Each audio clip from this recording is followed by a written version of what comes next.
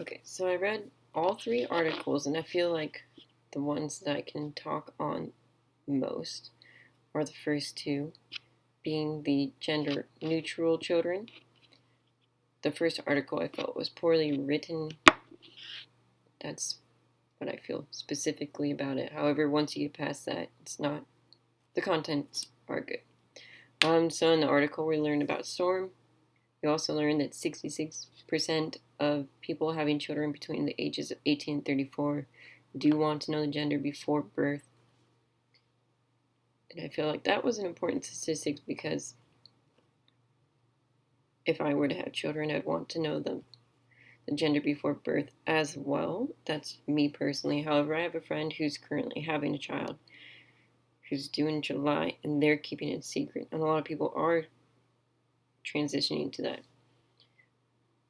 To have a child and not tell its gender would also be hard for me. I feel like, unless my partner really wanted to keep it a secret, then I feel like I could. However, I can understand why they don't want to tell a child their gender, because they don't want them to be boxed and categorized or limited by any choices that media as well as peers may influence on them.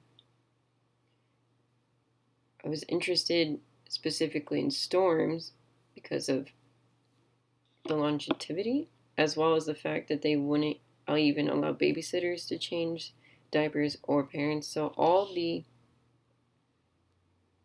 only ones who knew were like very close. There was very few people, so that no one could mess this up for them.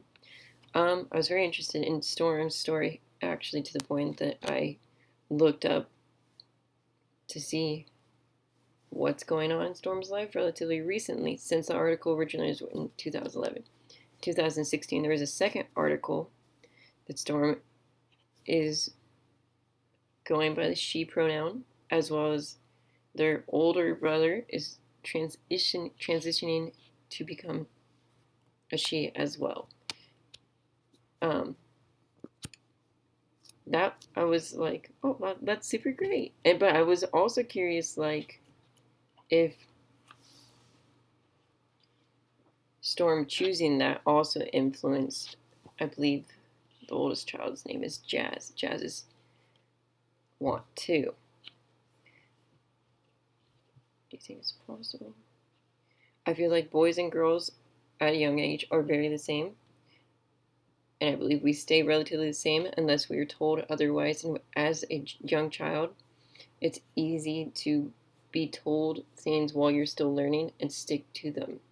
So such as things like pink is for girls, blue is for boys, that could actually limit people if they believe that fully and they don't want to lose that belief. Sometimes we as humans are stubborn and we don't want to move past the things we've initially learned. So I believe it is possible to gender neutralize a child, especially in this day and age. It's only going to get a lot easier. Boys and girls are really the same, in my opinion. The difference is just biology. Yes.